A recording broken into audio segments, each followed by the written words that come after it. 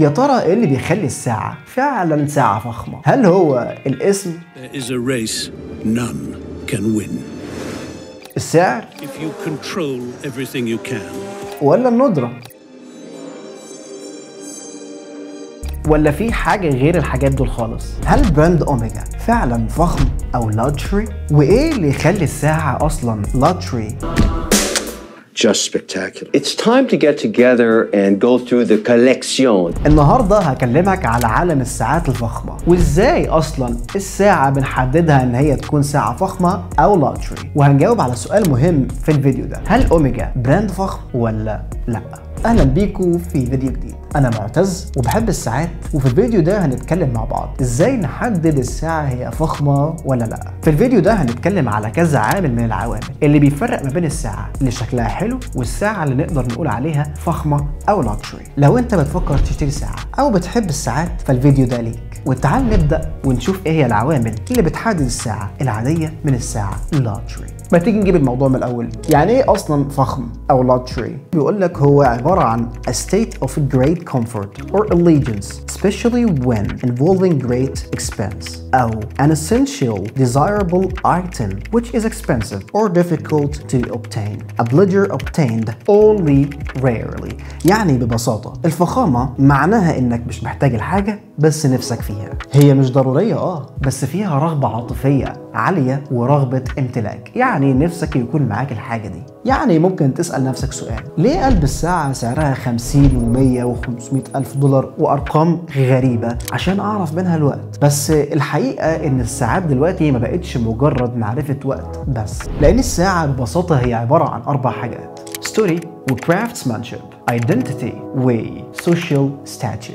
يعني مثلا ساعة الكاسيو بتبدأ معانا من 20 دولار، وساعة البريجويت بتبدأ من 20,000 دولار. فرق شاسع طبعا، في حين ان الساعتين بيقولوا لك الساعة كام وبدقة. بس واحدة من الساعتين دول تخلي الناس تسألك سؤال: انت لابس ايه؟ مش كل الفخامة واحدة، او مش كل حاجة لاكجري نفس المستوى اللاكجري. يعني ايه؟ يعني بالعربي ما نقدرش ان احنا نساوي كل الساعات الفخمة او اللاكجري بنفس المستوى. ما ينفعش اقول على ساعة معينة تساوي الساعة دي. يعني مثلا سؤال بسيط: تقدر تساوي العربية المرسيدس بالبوجاتي؟ ما اعتقدش. في براندات في الساعات بنسميها فخامة في المتناول، حاجة فخمة فتقدر تشتريها في الستاندرد، وفي فخامة في مستوى اعلى زي مثلا الفاتشرون والبريجويت والاف بي جيرن. ونيجي بقى لاعلى طبقة واللي هي ريتشارد مان، روجرثمس وجريبل فيرسي. ساعة اوميجا بتيجي في نص الهرم. فخمة؟ فخمة، بس في اعلى منها. يعني ممكن نقول على الاوميجا هي البي ام دبليو في الساعات، راقية وفخمة بس مش نادرة وموجودة. وده مش تقليل من اوميجا خالص، طبعا براند اوميجا عندها قيمة عالية تاريخيا وتكنولوجيا عالية جدا. بس تعالى معايا نشوف الموضوع من نظرة أعمق شوية. عوامل بتحدد الفخامة بتاعت الساعة. الفخامة الحقيقية في الساعات بتتبني على 4 عوامل أساسية. أول عامل فيهم الخامات والحرفة اليدوية، الكواليتي والكرافتسمانشيب. دي أقل حاجة لازم تكون موجودة. الساعات الفخمة بتتعمل بدقة عالية جدا، من تلميع الأطراف للحركات الميكانيكية في المكنة للتزيين في شوية حاجات في الساعة محدش ممكن ياخد باله منها. مثلا عندنا اوميجا شاطرة في الحتة دي، إن هي بتستخدم الكو اكسيال ماستر كرونومتر، the most perfect mechanical watch movement in the world.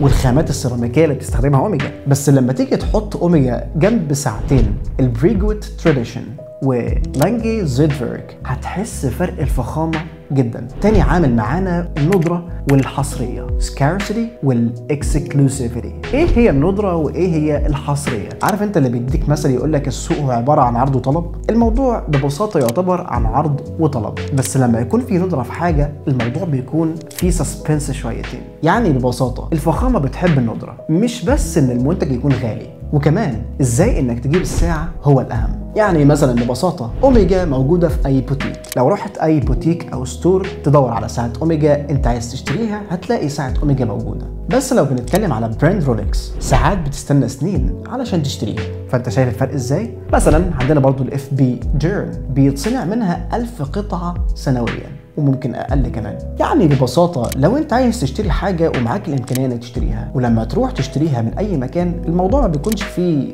غموض، يعني عادي الحاجه موجوده فانا هروح اشتريها ببساطه خالص. لو انت معاك سعر الحاجه دي وعايز تمتلك الحاجه دي بس مش قادر او في غموض شويه، لازم يكون في شويه حوارات كده تتعمل علشان اروح اشتري الساعه دي. لو في موجوده الحوارات دي هيكون عندك الاحساس انك تمتلك الشيء ده في فخامه او في رقي، ولما تمتلكها الموضوع ده هيكون داخلي جواك، انت حاسس بان انت لابس حاجه قيمه ما كانش بسهوله انك تمتلكها، فعشان كده بتحس بفخامه الحاجه دي. فالندره شيء اساسي في ان المنتج يكون فخم. تالت عامل واللي هو البراند بيرسبشن، ازاي الناس متصوره البراند ده في عقولها. يعني مثلا ساعه اوميجا عندها ساعات تاريخيه واللي من ضمنها ذا مون ووتش، جيمس بوند، واولمبيك تايمينج. بس لما نيجي نبص على البراند بتاع رولكس هنلاقي هو واكل السوق بالفخامه او اللاكجري، تحس ان لما رولكس يذكر تحس ان في فخامه، فالبراند ربطت نفسها بكلمه الفخامه او الفخامه اتربطت بكلمه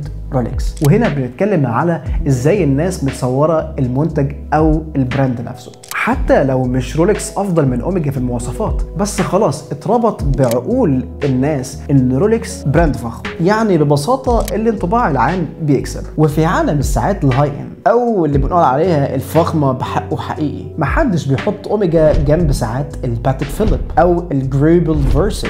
اوميجا فخمه بس مش بنفس مستوى الفخامه. رابع عامل يونيكنس، التميز، اهم نقطه واصعبهم. في ساعات كده ملهاش بديل زي ساعه سبيد ماستر من اوميجا، ساعه اسطوريه شكلها جامد فخمه. ساعه رويال اوك تحس ساعه مفيش منها قطعه تانية زيها. ساعه لانجي 1 ملهاش منافس. زي مثلا ساعه اوميجا عندها سبيد ماستر، قطعه جامده ويعتبر مميزه جدا، بس بقيه الساعات في اوميجا تقدر تلاقيها في اي مكان ومتوفره. واصلا الفخامه او اللكجيريوس مبني على شعور الانفراد، انك تحس ان الحاجه دي انت بس اللي ممتلكها. تعال بقى معايا نعمل مقارنه بسيطه ما بين ساعتين، رولكس سبمارينر والانجي اند زوني. يعني في السبمارينر سعر التجزئه او الريتيل $10,100، وفي الجراي ماركت او السوق الرمادي من 12 ل 14,000 دولار.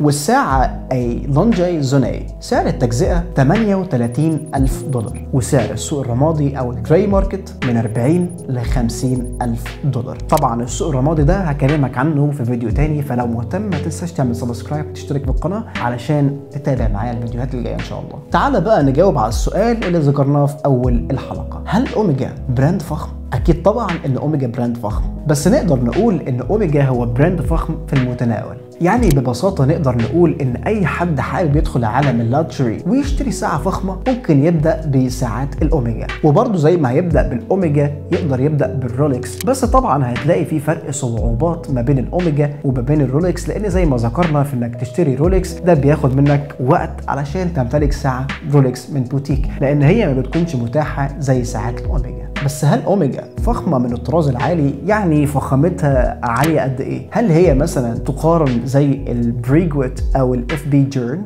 اكيد طبعا لا، وده طبعا مش عيب، لان مش شرط ان كل براند يكون unreachable او صعب انك توصل للبراند ده او تشتري منه المنتج بتاعه، لان ببساطه اوميجا بتقدم لك قيمه حقيقيه ورقي وكل حاجه جميله وفخمه بس من غير استعراض. عادي براند حابب يقدم رساله وبرضه يبان كبراند فخم بس في المتناول زي ما ذكرنا. في الاخر نحب نقول ان الفخامه او اللكجيريوس هو مش بالشيء الغالي او مش بالسعر، الفخامه في المعنى، في الحكايه، في الاحساس اللي بيكون عندك لما بتكون ممتلك الحاجه دي. سواء كنت من عشاق رولكس، اوميجا او باتيك او اي ساعه تانية، انت اهم حاجه تكون حابب الساعه اللي انت لابسها، ودايما انت اللي بتدي الحاجه قيمتها مش الحاجه هي اللي بتديك قيمتك. قول لي بقى في الكومنت الفخامه هي عباره عن ايه بالنسبه لك، وايه الساعه اللي انت بتحبها وليه؟ لو بتحب الساعات وفي حد غيرك بيحب الساعات تعرفه، اعمل معايا شير للفيديو وما تنساش تعمل سبسكرايب